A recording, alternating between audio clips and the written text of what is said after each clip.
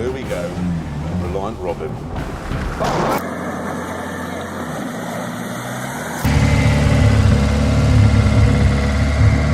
Did you know that some car prototypes were so bizarre, they looked more like sci-fi props than actual vehicles? Automakers have always loved experimenting with wild designs, but not every idea was a winner. Some were weird, some were useless, and others were just plain dumb.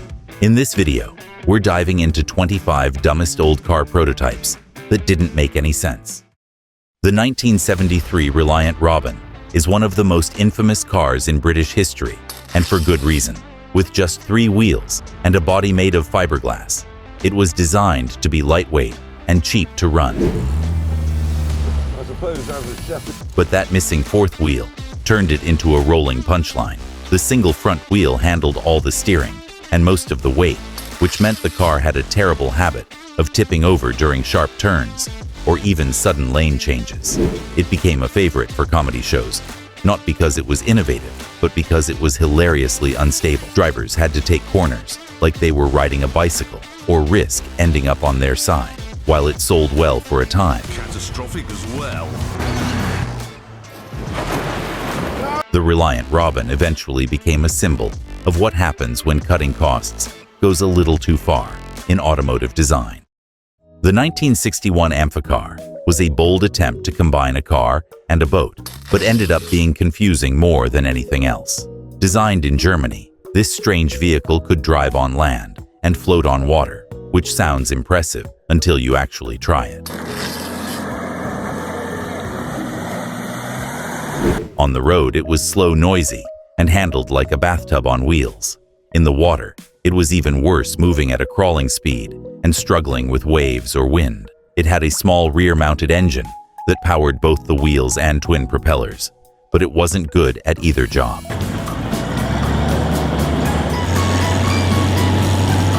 Getting in and out of the water was tricky, and if you forgot to seal the doors properly, you could end up with a sinking feeling. The Amphicar was marketed as the ultimate adventure vehicle, but in reality, it was just half of everything and good at nothing. The 1966 Batmobile replica looked like every comic book fan's dream, but driving it in real life was a whole different story. Based on the iconic car from the classic Batman TV show, this replica came with wild fins, a bubble windshield, and flashy gadgets that made it the ultimate head-turner. But underneath the cool exterior, it was a nightmare on wheels. It was built on an old Lincoln chassis, which made it heavy, slow, and clumsy to drive. The cabin was cramped, the visibility was poor, and the fake controls were more for show than actual function. It had no real safety feature and barely any comfort. While it looked amazing, parked at a car show, taking it on the road felt like piloting a cartoon prop. The 1966 Batmobile replica proved that sometimes style wins over sense, but not without a few headaches. The 1959 Cadillac Cyclone looked like it had been plucked straight from a sci-fi comic and dropped into a shopping center parking lot.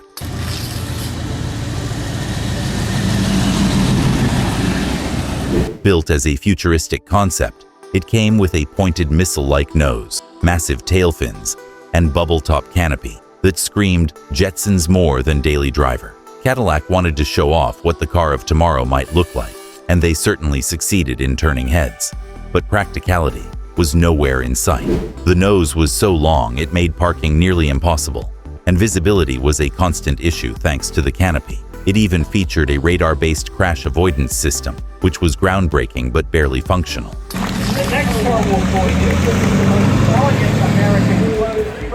The Cyclone was never meant for production, and it showed. It was a styling exercise gone wild, a mix of innovation and absurdity that proved just because something looks fast doesn't mean it should ever leave the showroom.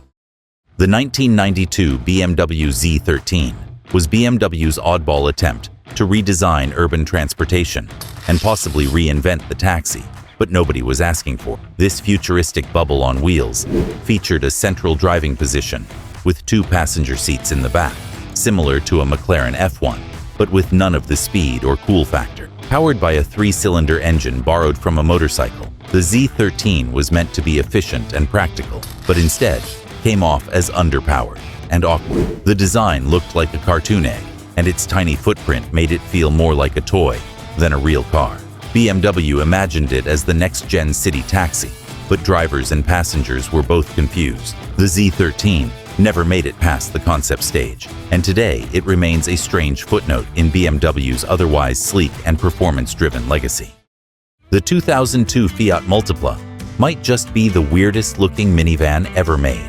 At first glance, it looks like two different cars, awkwardly stacked on top of each other. Fiat wanted to create a practical family vehicle with room for 6 people and plenty of cargo space, but instead, they delivered a design that confused everyone. The Multipla had a strange bulge just below the windshield that made it look like it was wearing goggles. Inside, it was surprisingly spacious and clever, with 3 seats in the front row, but nobody could get past its bizarre face. While it actually performed well and was quite functional, the design became a running joke in the automotive world. It had an identity crisis, trying to be futuristic, practical, and bold all at once. The result was a minivan that stood out for all the wrong reasons. The 1990 Peugeot Oxia was a supercar concept that had all the right numbers, but somehow faded into obscurity. With a twin-turbocharged V6, producing 670 horsepower and a top speed of over 215 miles per hour, the Oxia was built to challenge the likes of Ferrari and Porsche. Its futuristic design featured sleek aerodynamic lines, advanced electronics, and a high-tech interior that looked like it belonged in a spaceship. But despite its impressive performance and bold styling, Peugeot never put it into production. Only one was ever made, and it became more of a museum piece than a true automotive icon. The Oxia showed that Peugeot had the engineering talent to build a world-class supercar, but not the business model to support it. In the end, it was fast, futuristic, and completely forgotten, a dream machine that never got its chance on the open road. The 1956 Oldsmobile Golden Rocket looked like it crash-landed from outer space, with styling straight out of a sci-fi comic. Designed to wow crowds at auto shows, it featured sharp tail fins, a pointed nose, and a cockpit-style roof that made it look more like a rocket than a car. The interior had swivel seats that automatically turned toward the door for easy access, and a futuristic dashboard filled with glowing lights and chrome. It was pure jet-age fantasy. But behind all the flash, there was no real plan to make it practical or even functional. It was never meant for production and had none of the engineering to back up its wild appearance. The Golden Rocket was all show no go, a flashy vision of the future that ignored everything a real driver might need. It was styling from space with logic parked somewhere else. The 2001 Chrysler PT Cruiser convertible took an already odd-looking car and made it even more confusing.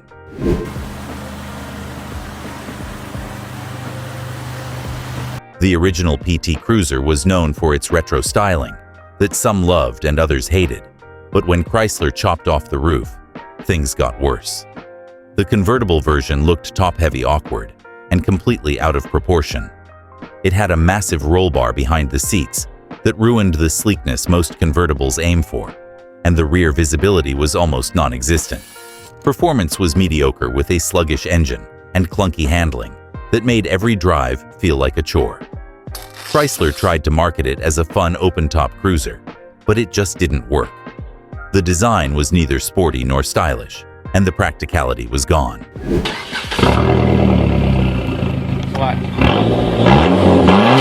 The PT Cruiser convertible left people scratching their heads and asking the one obvious question: why was this ever made? The 1972 Bond Bug looked like someone turned a traffic cone into a car and called it a day.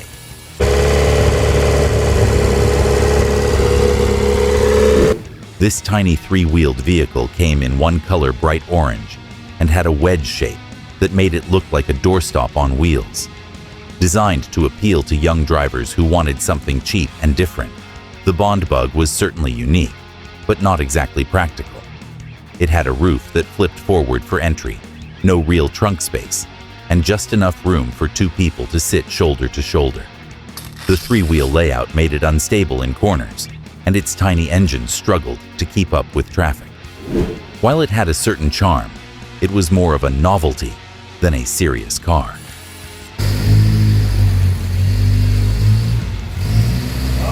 In the end, the Bond bug was fun to look at, but hard to live with, and vanished almost as fast as it arrived.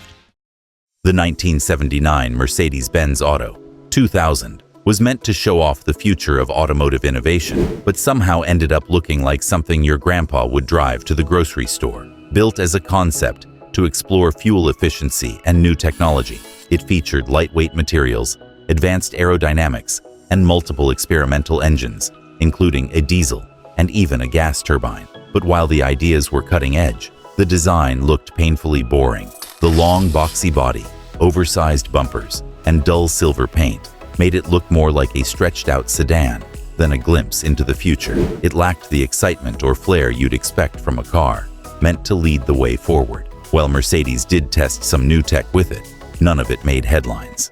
The Auto 2000 proved that even the future can look surprisingly beige when design takes a back seat. The 2000 Renault 50 was a retro concept car that tried to capture the charm of the classic Renault 4CV, but ended up feeling like a midlife crisis on wheels.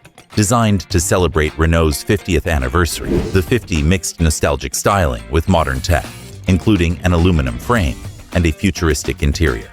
On paper, it sounded like a fun tribute, but in reality, it looked like a cartoon version of a car. The rounded body, oversized headlights, and goofy proportions made it hard to take seriously. It wasn't fast, practical, or stylish enough to appeal to modern drivers, and too quirky for old-school fans. Renault never intended to mass-produce it, and after a few auto shows, it quietly disappeared. The 50 was a reminder that while retro can be cool, it can also backfire when it leans too hard into the weird. The 1995 GM Lean Machine was General Motors' strange attempt to combine the thrill of a motorcycle with the comfort of a car, and the result was pure midlife crisis energy. This three-wheeled pod leaned into turns like a bike, but had a covered cockpit and seatbelt like a car. GM pitched it as a futuristic urban commuter that could help beat traffic and save fuel, but the design looked awkward and unbalanced, like a jet ski with training wheels. It was hard to tell if it was meant for speed safety or just showing off at a science fair. While it could tilt and corner with impressive agility, it offered little protection in a crash and wasn't nearly as fun as a real motorcycle. In the end, the Lean Machine never made it past the concept stage, leaving behind only confused stares and unanswered questions. The 1963 Ford Seattle IT-21 was a wild concept car packed with more buttons than common sense. Designed to imagine the car of the future, it featured interchangeable fuel cell power units, a fully computerized navigation system. It had 4 front wheels for added stability, but all that tech made it look more like a science project than a vehicle. The dashboard was overloaded with switches, lights, and knobs that no normal driver could ever figure out. Ford wanted to showcase innovation, but forgot that people still needed to drive the thing. The Seattle IT-21 was never built beyond the concept stage, and for good reason. It was a car so far ahead of its time, it looped back around into impracticality. In the end, it proved that future vision needs a bit of real-world logic. The 1987 Suzuki X90 was an SUV that looked like it had been designed by someone who just discovered toy cars. It had the body of a coupe, the stance of an off-roader, and the personality of a cartoon. Suzuki wanted to blend sportiness with utility, but ended up with a 2-seater SUV that didn't really do either well. The roof came off like a T-top sports car, but the trunk was tiny, and the back seat did not exist.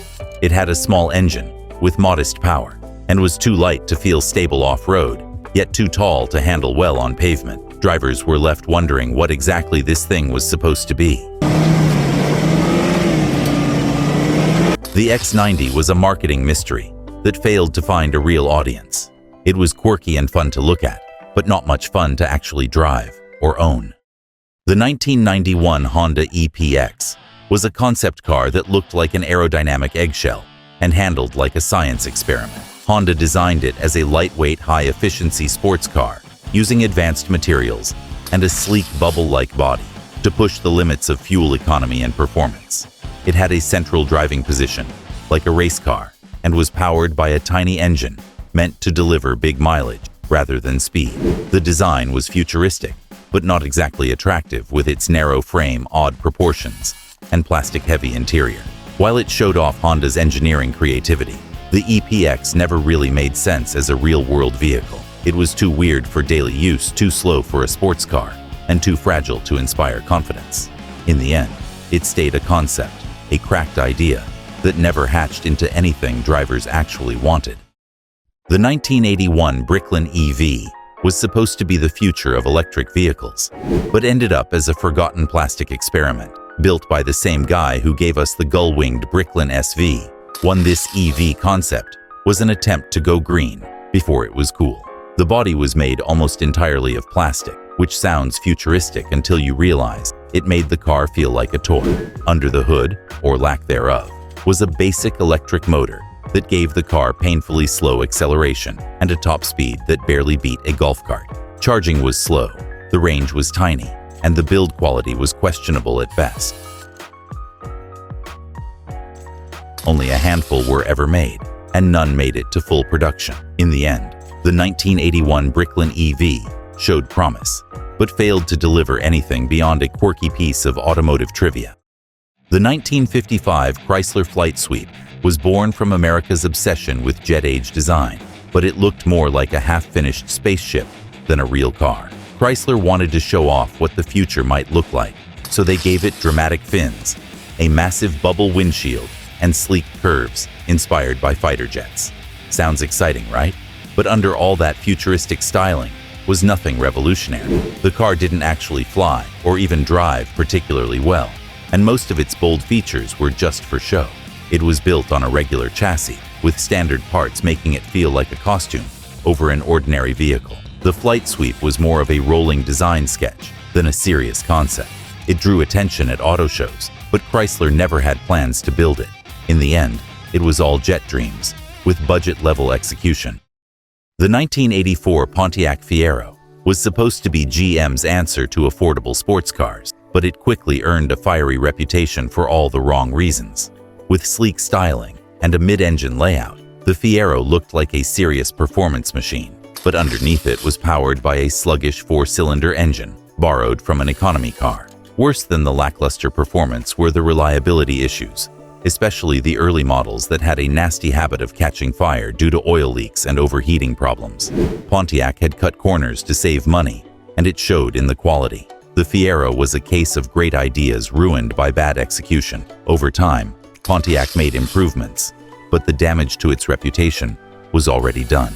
Instead of being remembered as a budget sports car breakthrough, it became the punchline of one of GM's hottest mistakes. The 1957 Ford Levacar Mach-I was one of the wildest concept cars ever built, promising a future where cars would hover above the ground. Inspired by jet engines and sci-fi dreams, it used air jets to lift the car slightly off the pavement, like a miniature hovercraft. The idea was to eliminate wheels and let the car float on a cushion of air. But there was one big problem: it barely worked. The Levacar could only hover on a perfectly smooth surface, and even then, it was noisy, unstable, and impossible to steer with precision. It never made it past the test track, and certainly never touched a public road. While it looked futuristic with its sleek bubble canopy and jet-age design, it was more fantasy than function. The Levacar Mach-I proved that just because something looks like the future doesn't mean it's ready for it. The 1998 Nissan Chapo was a concept car that looked like it rolled straight out of a vending machine. Designed to be a friendly urban commuter, it had a tall, bubble-like shape, huge windows, and sliding doors that made it feel more like a mini living room than a car. Nissan hoped it would appeal to young city drivers who wanted something unique and functional. But the Chapo was a bit too weird for its own good. The styling was awkward, the proportions were cartoonish, and the interior felt like it was designed by someone who had never actually driven a car. It lacked performance appeal and practicality all at once.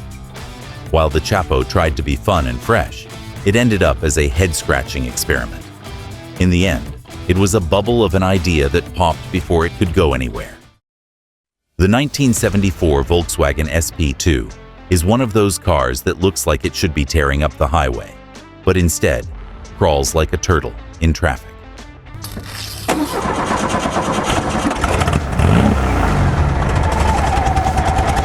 Designed and built in Brazil, the SP2 had sleek sports car styling, with a long hood, low roofline, and sharp lines that screamed speed. But under the hood, it had a small air-cooled engine that produced just 75 horsepower, which made it painfully slow.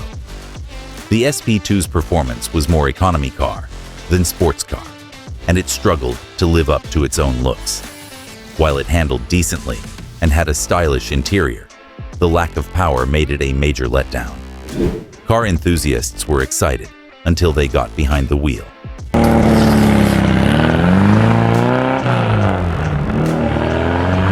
The SP2 remains a beautiful piece of automotive design history, but sadly, it will always be remembered as the car that looked fast and moved like a snail.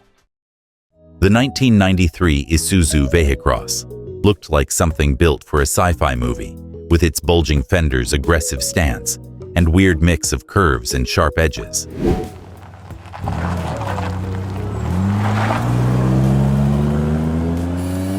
It earned the nickname Space Helmet on wheels, and once you see it, you can't unsee it. Isuzu designed it to be a futuristic off-roader with real capability, and it actually performed well off the pavement, thanks to a strong V6 engine and advanced four-wheel drive system. But the styling was just too strange for most buyers. The tiny rear seats, poor visibility, and cramped cargo space made it impractical for everyday use. It looked bold, but felt claustrophobic inside, and the limited production run kept it from gaining traction.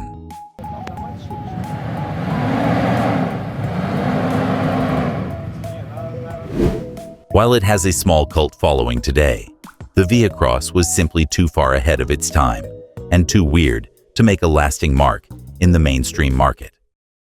The 1969 Subaru 360 was one of Japan's earliest attempts to break into the American market, but it ended up being the wrong answer to a question no one asked.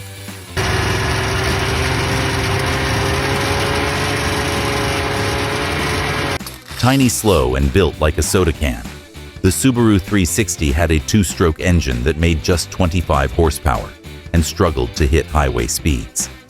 It was so light, it barely met safety standards, and in crash tests, it folded like paper. American buyers expecting a real car were stunned to find something closer to a glorified go-kart. The interior was cramped, the ride was rough, and the noise was unbearable. It may have been cheap and fuel efficient, but it came with major trade-offs.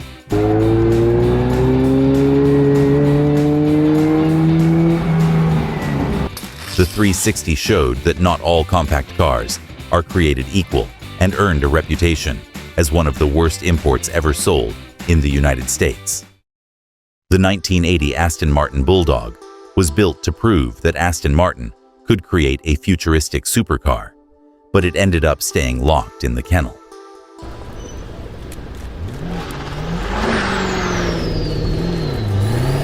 With its wedge-shaped design, gull-wing doors, and digital dashboard, the Bulldog looked like a spaceship on wheels. It was powered by a twin-turbo V8 that claimed to push over 700 horsepower, aiming for a top speed of 200 miles per hour. But despite the bold promises, only one prototype was ever made, and it never reached full production. The car did hit impressive speeds during testing, but it was plagued with reliability issues and development costs that spiraled out of control. Aston Martin quietly shelved the project and moved on.